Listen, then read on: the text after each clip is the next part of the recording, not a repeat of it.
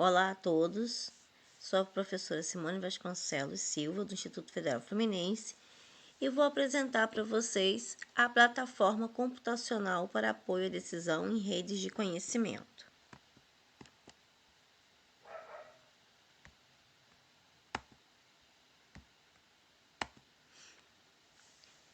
Bem, eu sou professora titular do Instituto Federal Fluminense, atualmente sou a pró-reitora de Pesquisa, Pós-Graduação, Inovação e Extensão.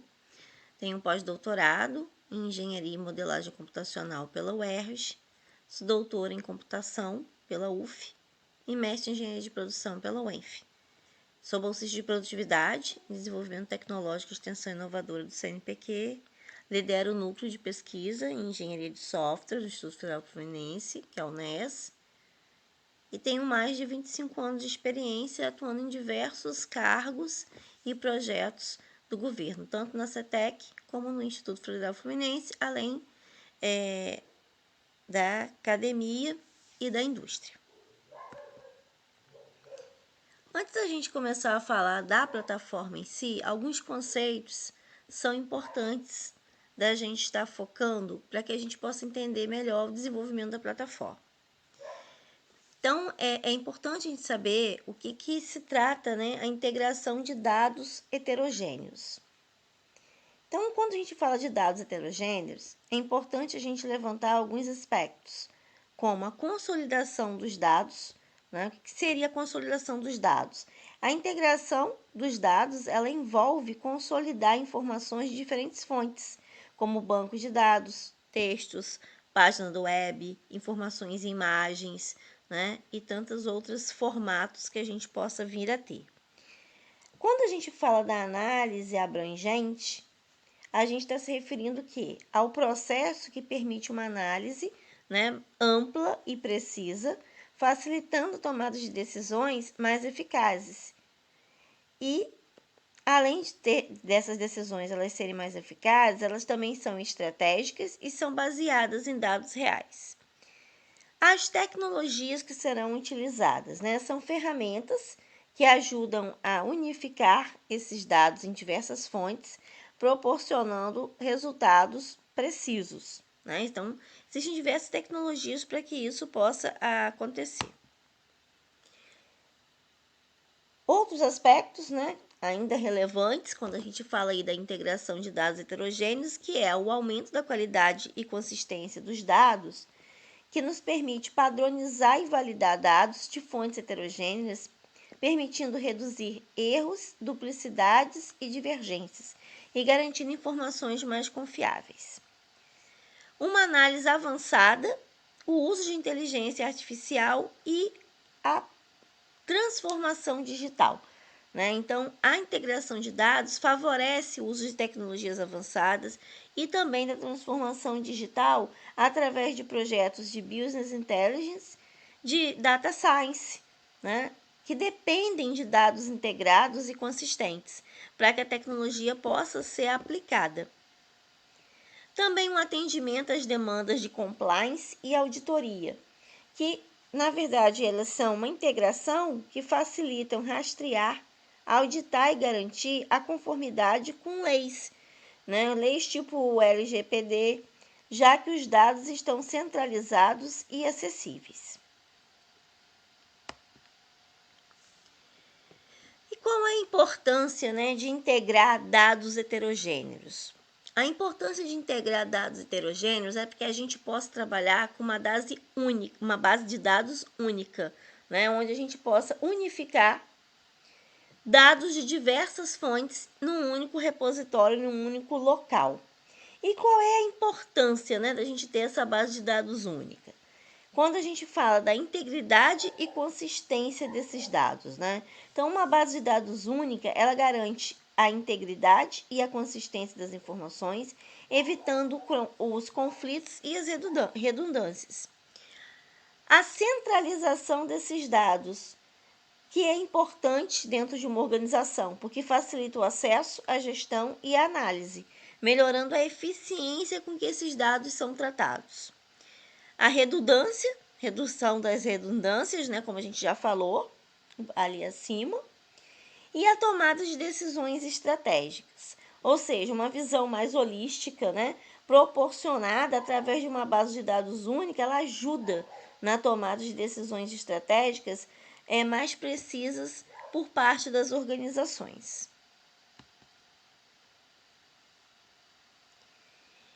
E o que seriam esses repositórios institucionais, né, que são construídos a partir dessa integração de dados heterogêneos, dando origem a essas bases de dados únicas, que dentro da organização a gente chama de repositórios institucionais.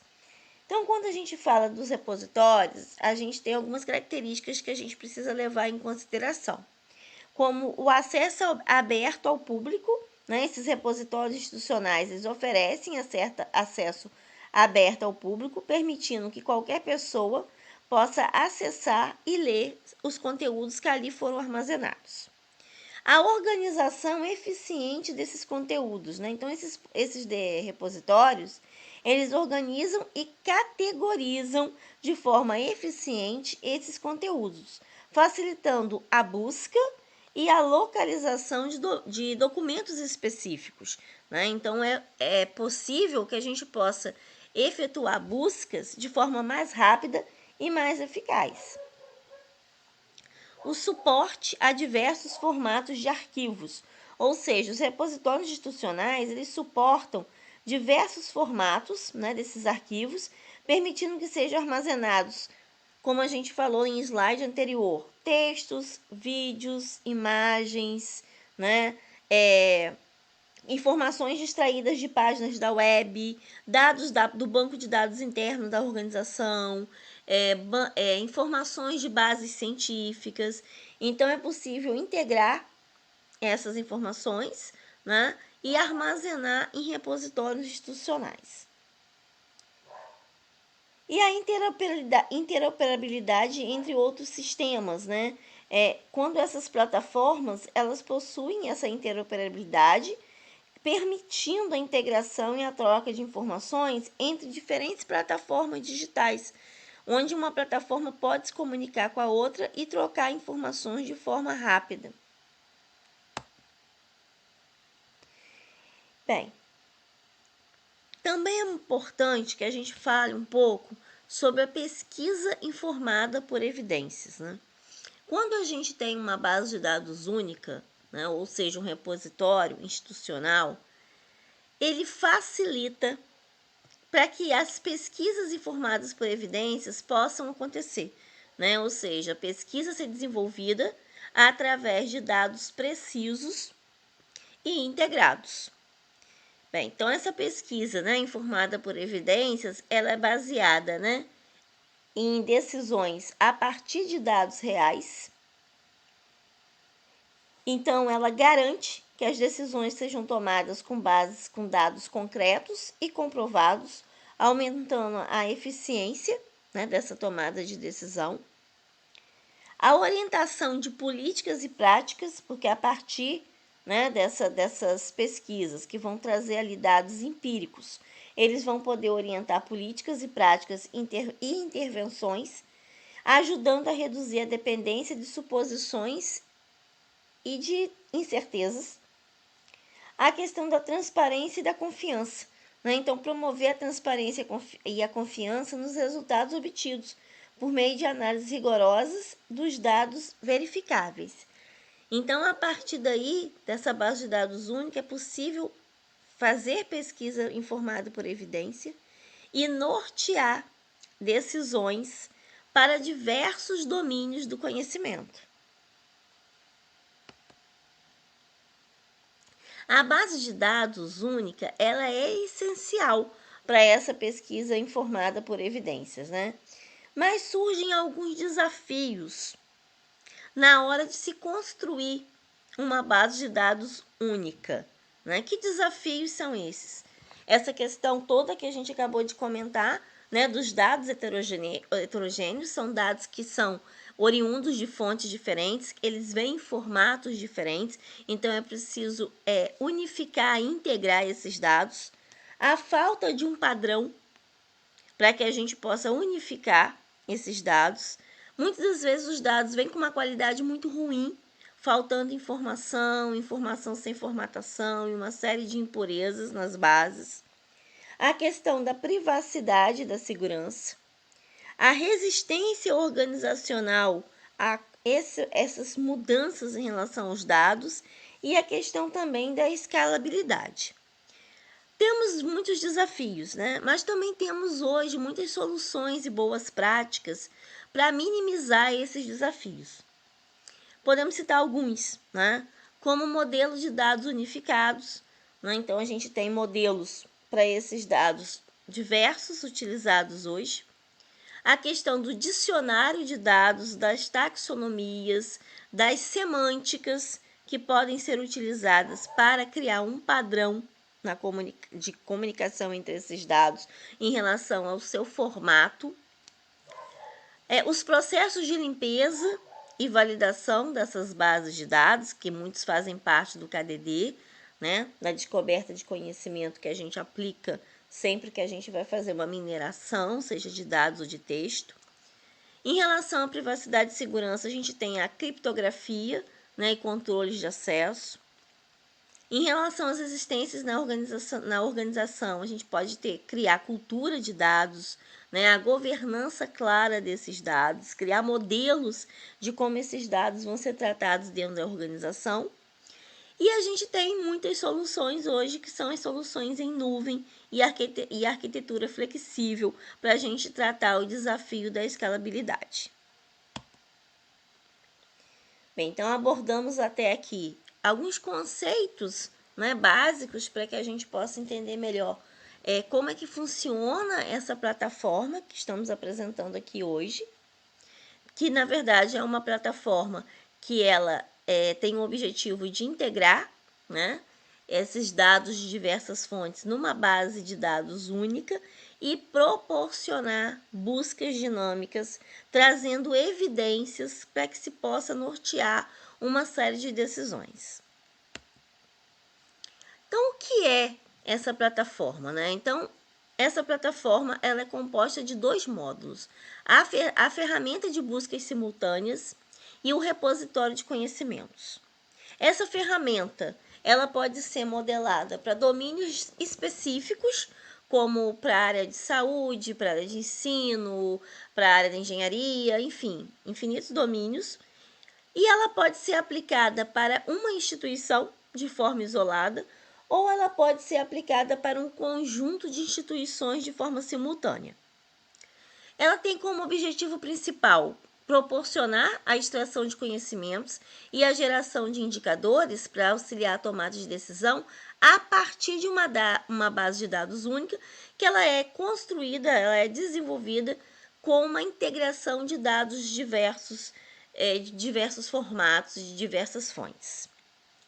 O repositório de conhecimentos ele é alimentado, né, por meio de dados oriundos de diversas fontes, como a gente acabou de falar, que podem ser as bases institucionais, podem ser bases científicas, podem ser dados extraídos de páginas da web, podem ser inclusive dados extraídos de imagem, não coloquei aqui, mas ela também possibilita isso. Então, como a gente comentou no slide anterior, né, ela tem dois módulos: o repositório de conhecimento, que estabelece a criação e alimentação de um repositório contendo essas informações dos domínios específicos para qual a plataforma está sendo utilizada, podendo ser para uma ou mais instituições. E a gente tem a ferramenta de busca, né, que ela é chamada de DEEP, né, que faz toda a integração de dados, né? Tem o objetivo de integrar diversas bases por meio de mecanismos de busca dessas informações. E ela é quem faz a interface entre o usuário e o repositório. O público-alvo dessa plataforma, né, são os usuários que vão poder alimentar e consultar essa plataforma. E esses usuários eles fazem parte da academia, das organizações, de uma forma geral, do governo e podem ser também pesquisadores independentes. Como está essa estrutura, né? Como que ela é estabelecida? A estrutura, ela trabalha com essa integração de dados de diversos formatos, diversas fontes, né? Então, coloquei aqui páginas da web, arquivo de texto, imagens, bases de dados institucionais. Então, ela faz uma agregação dessas bases, né, utilizam ferramentas de data science, né, de mineração de texto principalmente, mineração também de banco de dados e inteligência artificial. E a partir daí, ela integra essas informações e armazena no que a gente chama do repositório de conhecimento. A partir desse repositório de conhecimento, várias tecnologias podem ser aplicadas para a extração de conhecimento. Né? Pode ser aplicada a minerações, redes neurais, outras ferramentas de inteligência artificial, para que a partir de uma desses dados consolidados, esses conhecimentos possam ser extraídos de uma forma facilitada e muito mais rápida. Aqui é um exemplo, né, da interface que nós temos hoje dessa plataforma. Então, essa plataforma, ela inicialmente foi um projeto construído entre o Instituto Federal Fluminense e a UERJ, né, no Instituto Politécnico da UERJ. Aqui nessa interface a gente tem acesso à DeepL, né, que é a ferramenta de busca, além de várias configurações que são possíveis de serem feitas na plataforma, né, como criação de categorias e o cadastro das instituições parceiras que vão poder ter acesso de forma colaborativa a essa integração de dados. E o que seriam as categorias? A ferramenta, ao mesmo tempo que ela busca as informações de uma vez só, numa série de dados diversos, de fontes diversas, ela vai também categorizando essas informações. Então, ela consegue, através de ferramentas e algoritmos de IA, classificar aqueles dados que ela está buscando lá em diversas fontes, em categorias que o usuário, né, geralmente o administrador da plataforma, define no início do uso da plataforma, né? Então, ela pode categorizar essas informações, por exemplo, como pesquisas, como projetos, como notícias, como palestras, como projetos de extensão. Então, essa categorização, ela ajuda muito, né, na tomada de decisão e ela é totalmente configurável pelo administrador, né, da plataforma. E a gente tem também, a partir dessa tela, a gente tem os indicadores, né, que são esse gráfico, esse ícone de gráfico, que vai dar acesso aos indicadores que a plataforma gera. A plataforma gera diversos indicadores, né, indicadores de evidências por ano, por categoria, por instituição, por autores, por data de publicação. Então, são um conjunto de indicadores que vão nortear a tomada de decisão, né? A gente também consegue, nesse botãozinho aqui de registro, ter um acesso a todos os registros que foram feitos das pesquisas anteriores, né? Então, a gente consegue ver de cada usuário o que ele buscou, o que ele integrou, quais foram os termos de busca que ele utilizou, quais foram as páginas que ele procurou e acessar esses dados já unificados, né? E qual é o objetivo disso? É eliminar trabalho, né? Eliminar o retrabalho. Porque se já tivesse sido feita uma pesquisa semelhante com aquela que a gente quer fazer naquele momento, eu posso já utilizar essa base unificada que já foi criada, ao passo de criar uma nova pesquisa e fazer uma nova busca. Esse slide aqui, ele traz o fluxo, né, de como essa busca funciona dentro da plataforma e como que isso chega até o repositório. Então, inicialmente, né, o usuário ele entra com termo de busca, fazendo uma composição no formato de tesouro. Então, ele tem lá todas as opções, né, para composição, ele pode usar as conjunções de integração e criar o termo de busca dele. Como ele pode também usar um termo só, né, uma palavra isolada, mas ele pode também fazer todo um tesauro de busca. A partir daí, ele tem 4 alternativas que podem ser escolhidas de forma concomitante, ou seja, elas podem acontecer ao mesmo tempo, ou ele pode optar por apenas 1, 2, 3, depende da busca que ele quer fazer, né? E aí ele tem a opção de entrar com um domínio específico. O que é entrar com um domínio específico? É com um endereço de um site aonde ele deseja fazer a busca. E esse entrar com domínio específico, ele é repetitivo, né? Ele fica disponível para que o usuário possa entrar com quantos sites ele quiser. Ele tem a opção de selecionar com quais instituições parceiras ele vai trabalhar. E ele pode selecionar uma instituição cadastrada ou N instituições cadastradas. E o que significa isso? Que quando ele seleciona uma determinada instituição ou um conjunto de instituições, ele já vai buscar automaticamente na página daquela instituição a informação. Ele não precisa digitar o endereço da página, basta que a instituição seja cadastrada na plataforma, que ele já pega de forma automática qual é o endereço da página daquela instituição.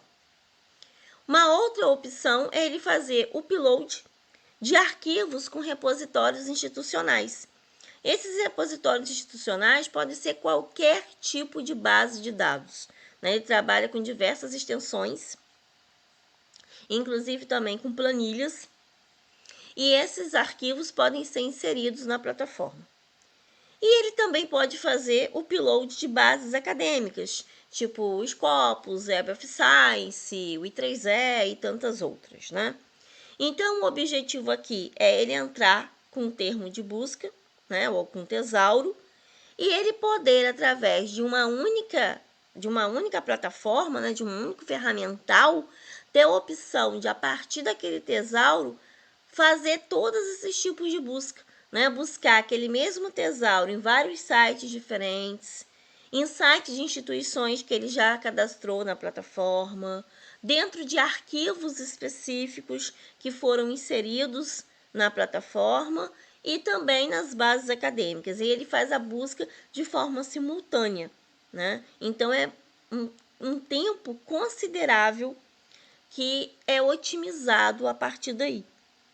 Então, ele efetua essas buscas, né, em diversas, né, bases e repositórios. Ele mostra esses resultados na tela, no formato de tabelas, e a gente pode refinar esses resultados, né, eliminando resultados inconsistentes, fazendo uma análise daquilo que é de interesse ou daquilo que não é de interesse naquele momento, e excluir automaticamente na página.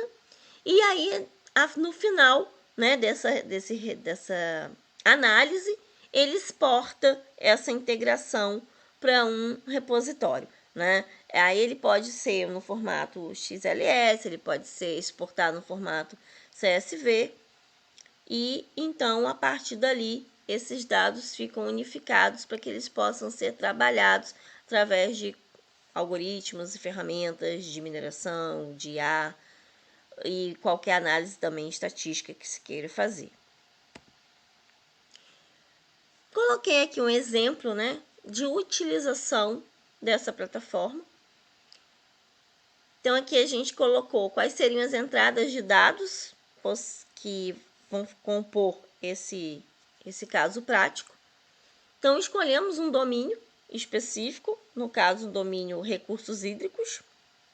O termo de busca que a gente vai utilizar é energia renovável. Vamos usar as 2 instituições parceiras que deram origem a esse projeto, o Instituto Federal Fluminense e a UERJ. Um site específico que a gente inseriu aqui foi a Wikipédia. Um repositório institucional foi uma planilha com uma base de periódicos classificados pelo Qualis da CAPES. E usamos como base acadêmicas o Scopus e o Web of Science, com publicações que a gente filtrou a partir de 2010. Né? Então, o que a gente quer aqui? A gente quer, dentro do domínio de recursos hídricos, buscar energia renovável. Aonde?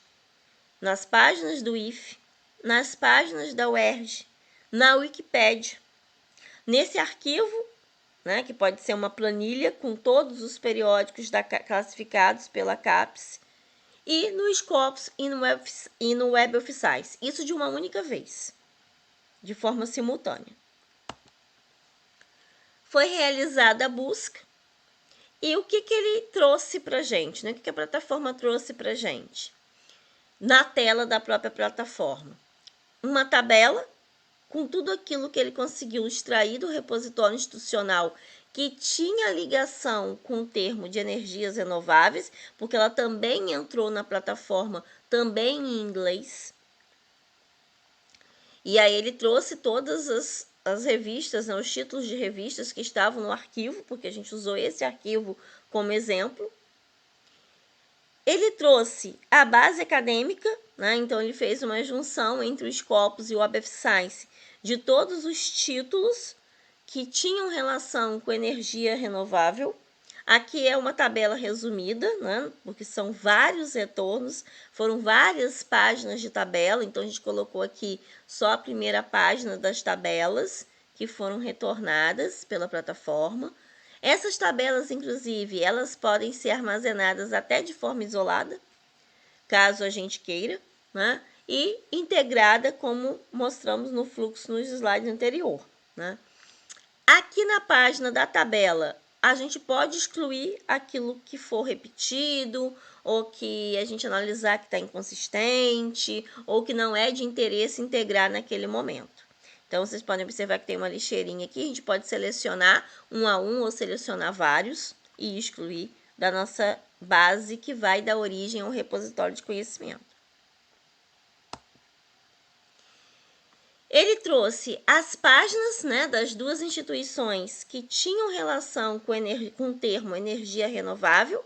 Então, a gente pode observar aqui que trouxe aqui as primeiras do Instituto Federal Fluminense, trouxe aqui também da UERJ, e isso continua nas outras páginas de tabela, né, da tabela. E o que ele traz, né? Ele traz a instituição, ele traz o link, caso a gente queira clicar e verificar aquela informação. Ele traz o título da informação. Ele faz um resumo do conteúdo que estava ali naquela página sobre aquele determinado assunto que a gente está procurando. No caso aqui, energia renovável. A data que aquilo foi publicado. A data da última modificação. E caso tenha algum arquivo em PDF relacionado àquele texto que está na página da web, ele também traz. A mesma coisa ele faz em relação à página específica, né? Como a gente definiu que a página específica era a Wikipédia, ele trouxe da Wikipédia todos os links, né, que ele achou relacionados à energia renovável. E como eu falei, eu poderia ter colocado diversas páginas específicas e diversas instituições parceiras, todas ao mesmo tempo. Aqui são alguns exemplos, né, de gráficos possíveis de criar, né?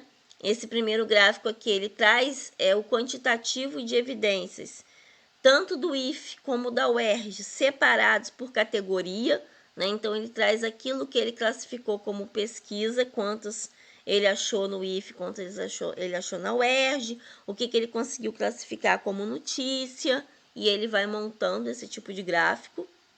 A gente tem também aqui o gráfico quantitativo, né, o quantitativo de informações que ele tem por ano em cada instituição parceira que foi selecionada ali naquele momento da busca. O gráfico mais abaixo aqui, ele traz o título dos periódicos, né, que trouxeram como resultado parte do seu título como energia renovável. Então, esses são alguns exemplos, né, de gráficos que a plataforma pode gerar. Ela possui outros tipos de gráficos, como mapa mundi dos autores, nuvem de palavras. Ela contém também o quantitativo em relação às categorias em grafos, né? Diferente desse formato de gráfico aqui de coluna. Enfim, uma série de possibilidades que ela pode extrair. E esses gráficos ela apresenta na tela, mas eles também podem ser exportados para arquivo JPEG. Bem, esse foi uma síntese, né, dessa ferramenta que facilita, né, a vida principalmente, né, dos pesquisadores na hora da gente consolidar as informações, porque são muitas bases. Cada base a gente tem sistemas de buscas diferentes, né?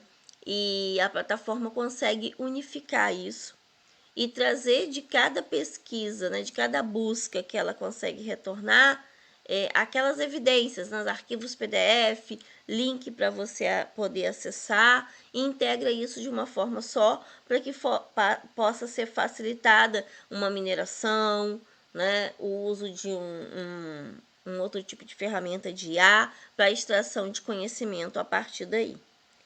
Então, essa é uma síntese, né, do que essa plataforma consegue fazer. Essa plataforma ela vem sendo desenvolvida através de projetos de pesquisa, de iniciação científica e iniciação tecnológica, com fomento do CNPq. E a gente tem, né, nesses projetos alunos de graduação, né, como a gente também tem alunos de mestrado e doutorado que atuam nos projetos e que já possuem, né, alguns trabalhos oriundos daí. Né? Então, a gente tem TCCs que foram feitos a partir do projeto, dissertações e teses que têm relação, né, com alguma parte que foi executada pelo projeto.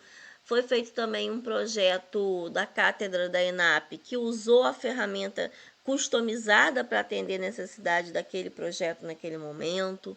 Então, é uma ferramenta que ela é usada não só para a construção, né, do produto de software em si, no qual já deu 2 registros, o registro da ferramenta de busca, da DeepL, e o registro da plataforma como um todo, mas não somente o produto de software em si, mas a partir daí, né, essa possibilidade de TCCs, dissertações, teses, origem para outros projetos, enfim, ela é bastante ampla e está sendo inserido nela agora uma parte de repositório de reuso de artefato, né?